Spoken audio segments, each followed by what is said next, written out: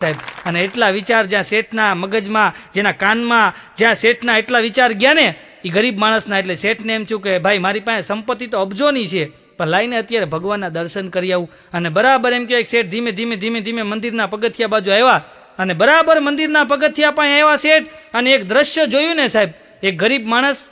રાતના 2:30-3 વાગે મંદિરના પગથિયા ઉપર 2 હાથ જોડીને અખિલ બ્રહ્માંડના માલિકને, પ્રભુ પરમેશ્વરને કૃપા કરો કે હે ભગવાન, હે મારા નાથ, હે મારા માલિક, હે દયાળુ દાતાર, મારી ઉપર મહેરબાની કરો, મારી ઉપર કૃપા કરો, 2 હાથ જોડી અને કાકલોતી કરતો તો ભગવાનને કે હે ભગવાન, હે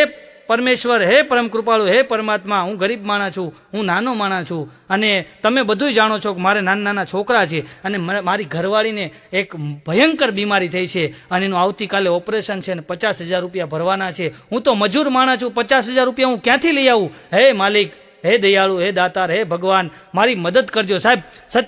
સચ્ची दुआ की असर सारे जहां में होगी, न होगी तो समझना तेरी दुआ में કંઈ કસર હોગી. સાહેબ આવા સાચા દિલથી એમ કે હૃદયના ભાવથી ભગવાનની પ્રાર્થના કરતો હતો અને આ પ્રાર્થના બરાબર ઓલા શેઠ સાંભળી ગયા અને શેઠ એની પાસે આવી અને એટલું કીધું, દોસ્ત મુજામાં 50,000ની તારે જરૂર છે ને? એમ કહીને ખીચામાંથી એમ કે 50,000 રૂપિયા કાઢી અને ગરીબ માણસને આપીને કીધું, કાલે આ 50,000 રૂપિયા અને કાલે તું ભરી દેજે દવાખાને અને તારી ઘરવાળીનું તું ઓપરેશન કરાવી લેજે, અને વધારે પૈસાની જરૂર પડે ને